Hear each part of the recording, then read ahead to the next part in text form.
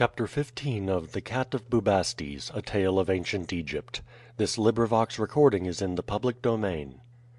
The Cat of Bubastes by G. A. Henty. Chapter 15. Ameres is Revenged. 6 days passed without their watch being rewarded. Then Chebron, whose post was just opposite the road where they had traced the wheels, saw a chariot turn from the main road into it. As many others had taken that course every day, he did not at first feel very hopeful, although the time precisely tallied with that at which Plexo should have arrived had he started at the same hour as before. As it came near, however, he became convinced that it was the vehicle he was looking for. The horses tallied in color with those of Plexo, and the color of his dress could even at that distance be distinguished. This time, however, he was not accompanied by a servant, but by a figure the whiteness of whose garment showed him also to be a priest. "That must be Ptylus," he said to himself, "my father's murderer. Would I were down by the edge of the road with my bow and arrows. High priest as he has now become, I would send an arrow through his heart." The chariot turned off by the road parallel to that which had been followed from Thebes, and so close to the foot of the hills that from Chebron's post he could no longer see it. As soon as it was out of sight he leaped to his feet and hurried along the hills to join Amuba, whose post was next to his own. He found his friend had already gone on, and he hurried breathlessly on until he reached Jethro, who had been joined by Amuba a few minutes before. "Have you seen them?" he exclaimed. "I have seen them and marked them down," Jethro replied. "You see that roof among those trees at the foot of the hill half a mile further along? They turned off the road and entered these trees. Our search is over at last." "What had we better do, Jethro? Wait until they have left again and then go down?" "No," Jethro said sternly. "There are two things to be done. The one is to rescue Mysa, the other to punish the murderer of Ameres. But even did we determine to delay our vengeance, I should say we must still press on.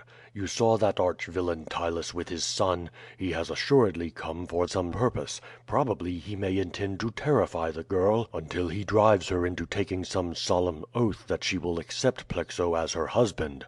What can a girl of that age do in the hands of unscrupulous villains like these? It may be that this fox Plexo has been trying flattery, and, finding that failed, has called in Ptylus, who can threaten her with the anger of these gods of hers, to say nothing of perpetual imprisonment and harsh treatment. We will therefore push on at once. Amuba and I carry our stout peasant staves, while you, Chebron, have your dagger concealed under that female dress. We shall have all the advantage of surprise in our favor. It is not likely that there are more than 1 or 2 men there, with perhaps a female servant. Ptylus would not wish the secret to be known to more than was absolutely necessary. Of course it is possible that the 4 men who carried her off may all be on guard there, but if so, it makes but 6, and what with the surprise, and what with their not knowing how numerous we are, that number should not be more than sufficient for us to dispose of without difficulty. At any rate, were there 20 I would not hesitate. Honest men need never fear an encounter with rogues." "Especially," Amuba said, "when the honest men possess such sinews as yours, Jethro, and a good heavy cudgel in their hands." Jethro smiled, but was in too earnest a mood to answer, and at once led the way along the hillside until immediately behind the house among the trees. Then they descended, climbing with some difficulty over the wall surrounding the wood, and entered the enclosure.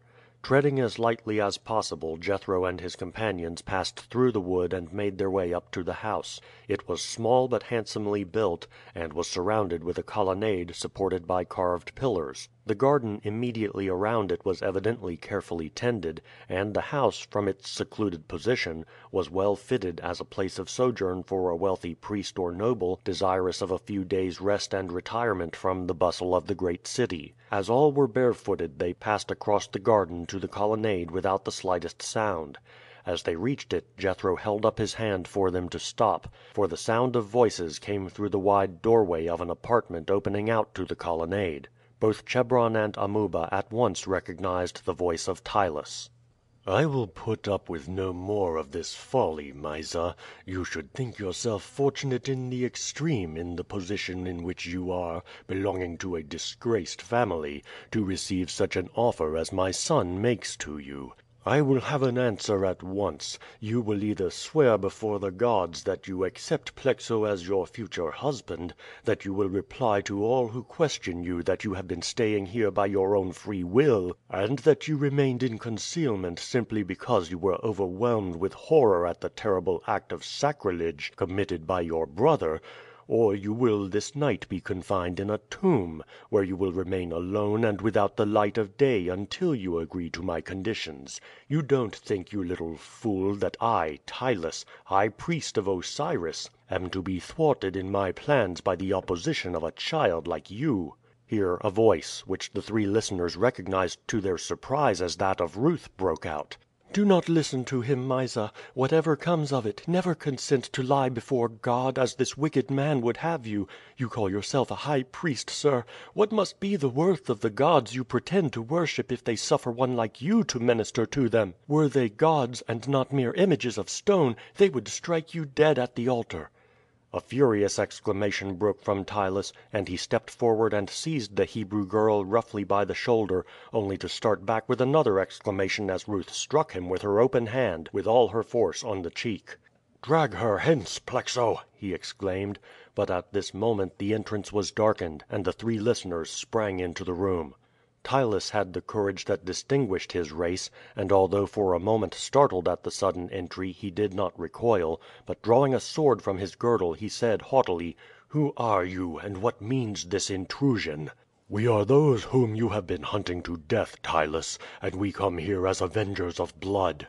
As you brought about the murder of Ameres, so you must die, to say naught of your offense in carrying off the daughter of the man you slew." Without a word Ptylus rushed upon Jethro with his sword, thinking to make short work of this insolent peasant, but as he did so Jethro whirled his massive club round his head, and catching the blow upon it, shivered the sword in pieces. Ptylus stopped his arm, and gazing steadily at his opponent, said: "Wretch, do you dare to murder the high priest of Osiris?" "No," Jethro said, "but I dare to execute him," and he brought his heavy club down with all his strength upon the head of the priest. At this moment Plexo, who had stolen unobserved from the room the instant the others entered, returned, followed by three armed men. Chebron and Amuba were so intent upon the combat between Jethro and the priest that they did not notice the entrance of Plexo, who, with uplifted knife, sprang upon Chebron. There was a scream of warning, and quick as thought Ruth sprang forward and pushed Plexo as he sprang through the air. The sudden shock threw both to the ground. Ruth sprang to her feet again, but Plexo lay there motionless. The three armed men stood for a moment stupefied at the fall of their two employers, and then, seeing two men and a woman, rushed forward to attack them. One sweeping blow with Jethro's staff felled the first of his assailants to the ground, the others paused irresolute.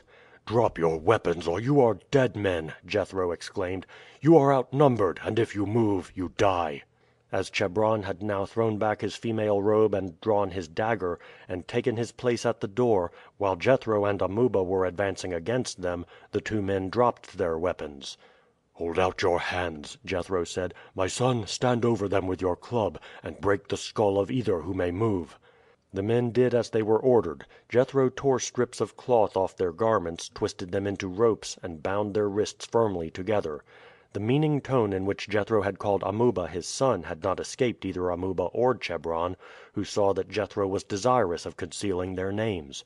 Mysa, who had raised a cry of joy when Jethro first spoke, had sunk terrified upon a couch, and had hidden her face in her hands during the short encounter, while Ruth had stood silent and vigilant beside her, moving only when Plexo rushed at Chebron, and retiring to Mysa's side again as soon as she had regained her feet. She, too, understood Jethro's motives in calling Amuba his son, and stooping over Mysa she said: "It is all over now, Mysa, but remain quiet at present. Do not speak until you see what is going to be done." As soon as the men were tied, Jethro secured in the same manner the man who was lying stunned from his blow.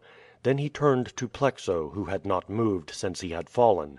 He half turned him round, and uttered a low exclamation of surprise. "Gastrion," he said to Chebron, "go with the young lady into the garden, and remain there until we join you." Chebron passed out on to the colonnade, following Mysa and Ruth. The moment they were unobserved Mysa threw her arms round him, and burst into tears with joy. "Oh, Chebron!" she exclaimed, "you have arrived just in time. I thought we were never going to get away from that dreadful man, and I don't know what I should have done if it hadn't